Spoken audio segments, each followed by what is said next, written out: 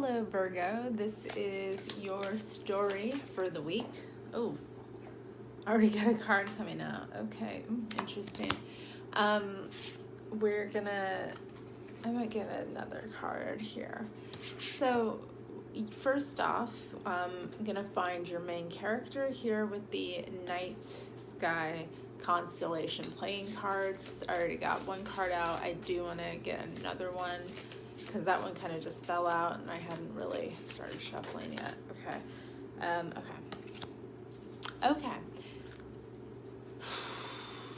We have the Queen of Diamonds, which in this deck is represented by Taurus, the Bull, and then we have the Nine of Hearts, which is the Corona Borealis, which is the Northern Crown. Okay, so the Northern Crown and Taurus, the Bull. So essentially our story is about a royal bull. That will be our main character. Okay. And what challenge does this character face? Or challenges, maybe?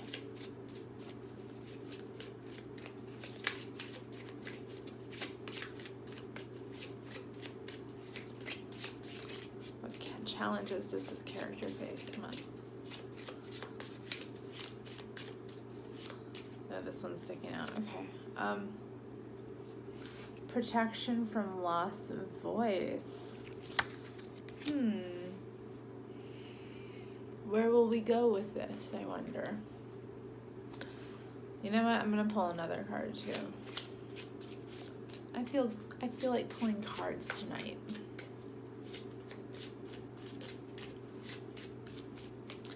Come on, Virgo. Come on, Virgo. What is the story that Virgo needs to hear? Okay. So, got a couple there. I'm going to take the top one.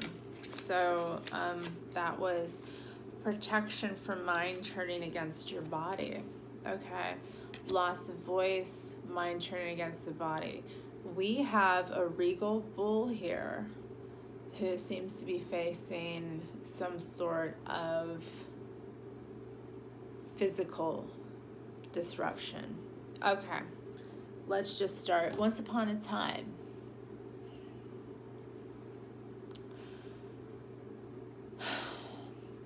there was a bull who ruled over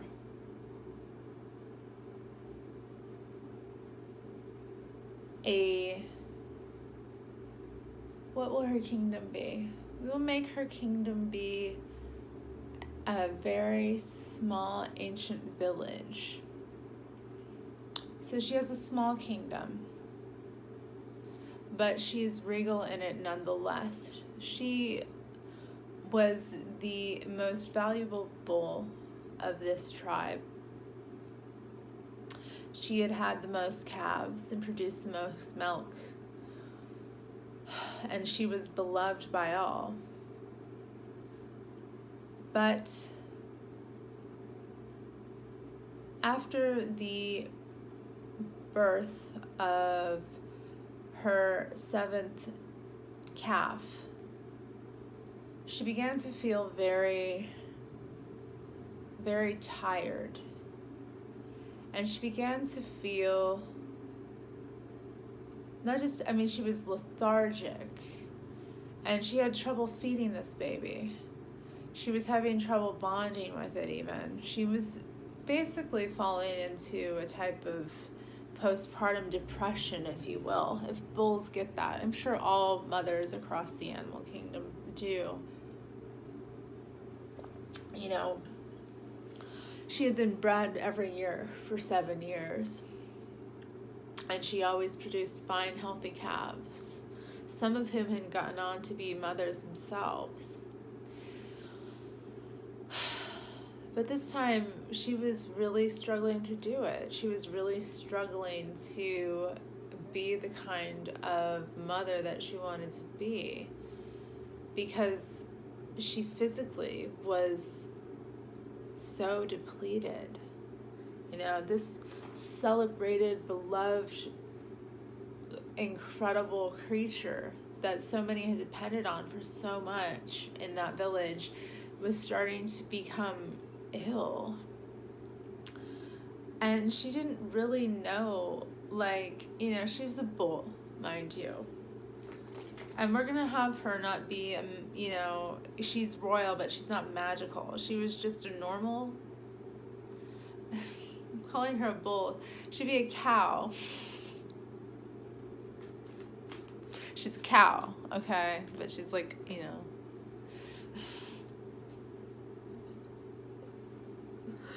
She's not, bulls are technically male. Anyway, let's just, please bear with me here in my story. All right, so she, God, she didn't know how to communicate what was going on with her. Everyone was like, you know, at first they didn't notice. They thought maybe she's just having an off day. An off day turns into an off week. An off week turns into an off month. And suddenly, like, her calf is getting older and it's not adjusted very well. And she can barely relate to it.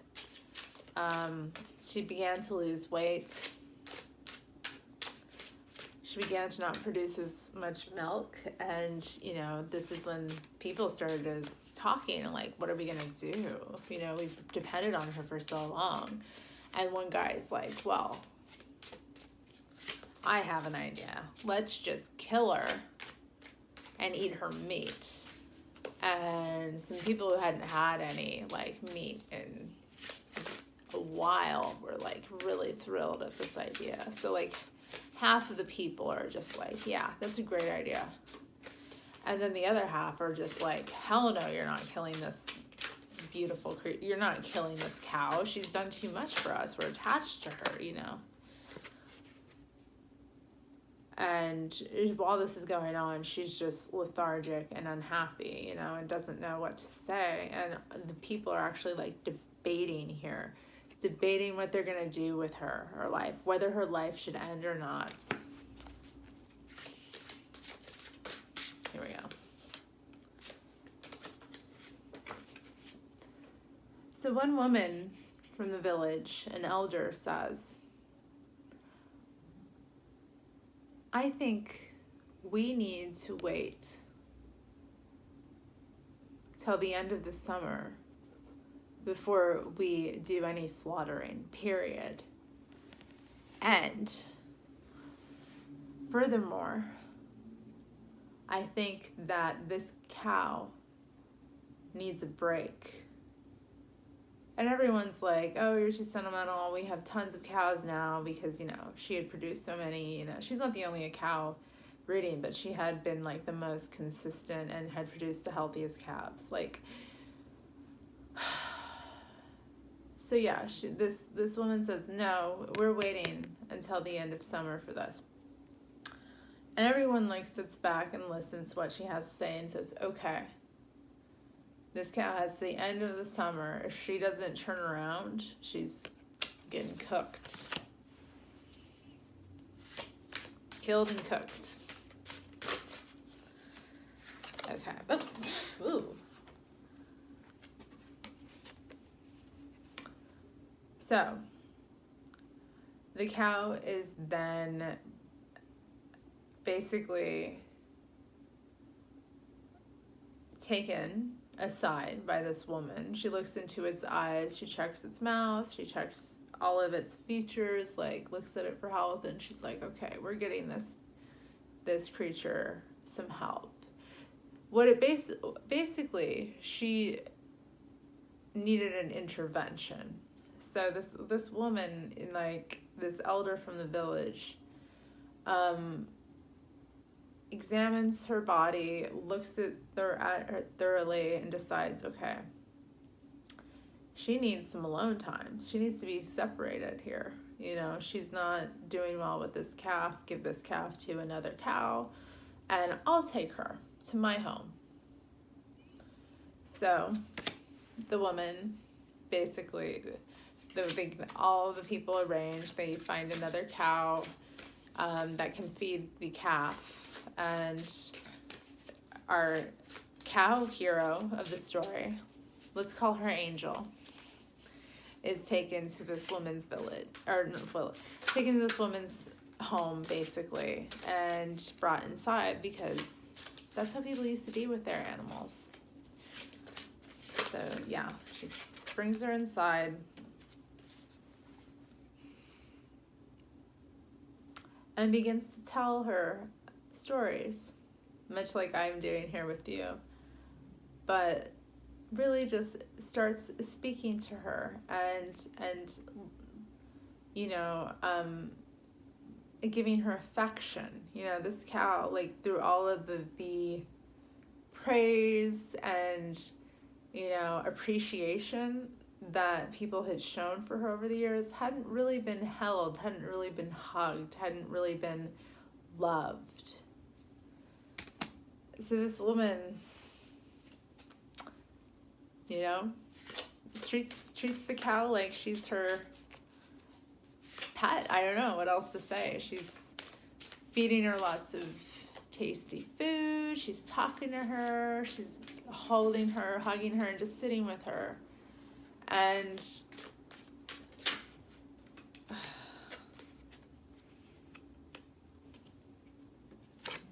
the woman forms such an attachment to the cow that she begins to think, what can I do to save this creature's life? She's like, I've been there. You know, this woman had children herself. She's like, I know the fact that, you know, some of us have off times, that we have off seasons, that sometimes we need to rest. And this cow is just like too valuable to let go of just because of a little illness. So she starts thinking, like, you know, how can I protect this creature in her illness? How can I keep her, so, you know, another year?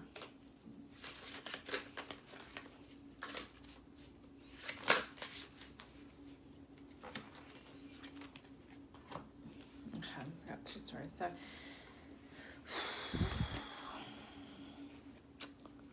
So the woman gets one of her daughters, to come and tells her plan. She says, I am going to go to the neighboring village, and I am going to speak to one of the, you know,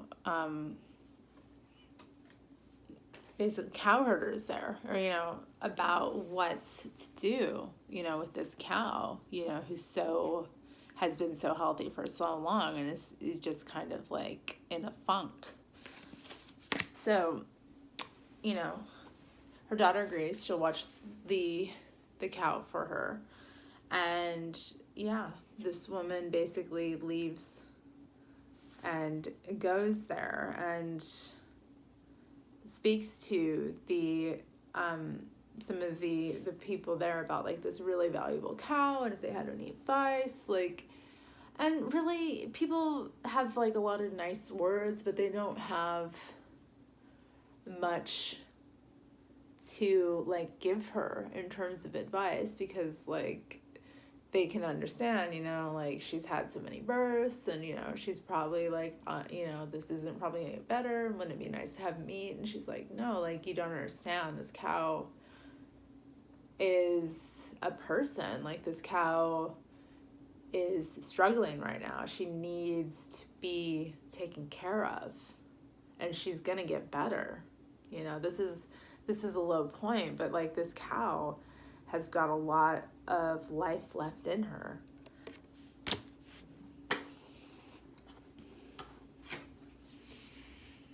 So she decides, you know, after talking to these people, the fact that she's, like, can't convince them. She's feeling kind of as if, you know, if she can't convince these people that this cow is that valuable, they think she's just some dingbat, even though she's an elder and she's traveled all this way.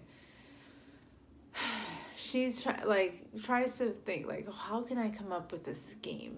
All right, I need to scheme here if I'm going to keep this creature from dying. Because at that point, like, summer was starting to be on its last legs, if you know what I mean. Time was moving against her.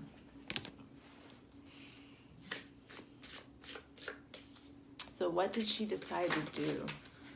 Okay, there we go. This one wants to come out too. All right. She needed allies. And she needed them fast. So she came back to the village. And she starts talking to some of the people that she noticed earlier who were like, yeah, we got to save this cow, you know. And she's like, you know, hey, this cow is not, she needs more time. And we can't let her get killed, you know. I know that she's going to recover. I believe it. And they're like, yeah, you know, she's given us a lot over the years. I think we could, like, afford to give her more time to heal, you know. Maybe she should have had a year off. I don't think she should have been bred this year to begin with, you know. They're starting to talk like, you know, well, what strategies can we have, like, how can we make this, like, okay, like, and they're like, well, we're gonna have to, like, start actually advocating on behalf of this cow, you know. So they basically come up with a campaign, if you will, like, to go to the others who were interested in slaughtering this cow and, like, make keeping the cow look like the more attractive offer. Like, okay, I know this sounded good, like, we'll have meat, but, like, you know, we've had a really abundant year. There's, like, we could have other sources of meat right now, you know, we've got chickens here. It's gonna, like, I think really this cow is, you know, they're trying to come up like look, she's really sturdy, and her issue isn't like an illness. It's like it's an issue of, like, she's trying to basically communicate that this cow has, like, a depression, if you will, and or they all are. There are multiple women going around the village being like, yo, this cow, we have to save our cow, Angel, you know. And they start to humanize her and talk about all of her great attributes and all she's given them over the years. And, you know, she starts to become, like, not just a cow again. And the woman's, like, basically, she bore her soul to these people. And, you know, they go on and tell this story throughout the village, like, this isn't just a cow. She's, like, part of us. She's part of our she's part of our story here. She's a mother to, like, half of the cattle we have. Like, we can't let her just die yet. She's still got life in her. And that life is worth saving. And so, yeah, they go around and they campaign and they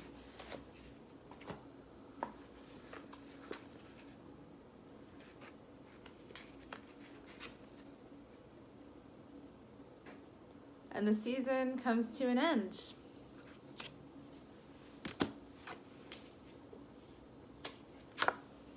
And you know what? Everyone's been talked to and everyone can understand and everyone agrees basically that they're going to let her live. They're going to give her this grace period so that she can take care of herself. And in that time, she did heal. She did recover. She was reunited with her calf in the fall. And there was a massive celebration held where she was the star. And this cow didn't like all the noise. She preferred to be on her own, you know, lazing about, looking at the stars, looking at the sun, feeling the weather change. She wasn't so interested in the celebration going on around her. But she felt connected again, and she felt alive and happy again, and she felt like she could move on, and that, you know, the rough period earlier that year where she was struggling to function, you know, it all seemed a distant memory at that point. Like, it didn't impact her in the present moment, so it wasn't on her cow mind. As those kind of thoughts are for humans, not for cows. But yeah, she went on to live for many more years, live happily. She had a few more calves, and then she retired, and actually was this celebration that they held became an annual celebration at the start of fall.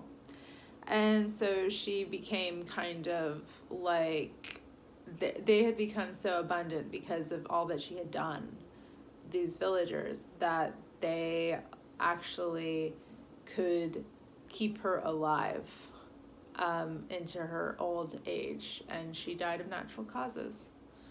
And then she was turned into meat. Because this is the real world. Anyway, yeah, what an interesting story you have. I hope you found something in it.